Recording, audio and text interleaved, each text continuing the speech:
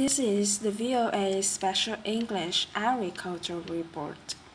Precision agriculture is a way of thinking about how to improve production and get more from existing resources. It often involves the use of technology. An example found mostly in wealthier countries is a computer-guided tractor.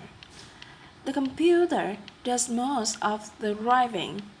It uses signals from satellites in the Global Positioning System.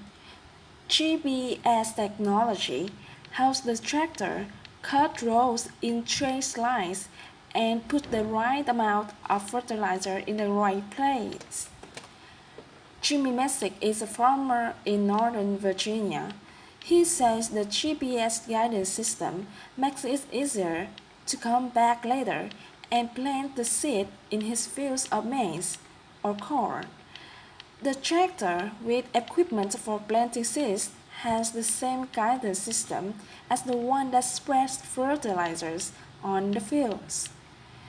Because of the GPS guidance, Mr. Messick now pays half what he once did for fertilizer. Bruce Erickson is an economist at Purdue University in Indiana. He says saving even a small amount of seed, pesticide, or fertilizer contributes directly to cost savings and less environmental damage. Ross Kostler is an agronomist at Colorado State University. He says farmers in the developing world can use precision agriculture even without large, complex machinery. And he believes they could use something as simple as a bottle cap. The idea is to use a bottle cap to pour a measured amount of fertilizer right next to each plant. It takes more work than simply throwing handfuls of fertilizer across a field. Ross Kostler says researchers taught this bottle cap method to farmers in Africa. They found that it was worth the extra effort if they could only afford very little fertilizer. He says there was a major difference, more than double, in terms of productivity. The technology is not always cheap, but Mr. Kostler says farmers could form a cooperative or combine their resources to pay for new equipment.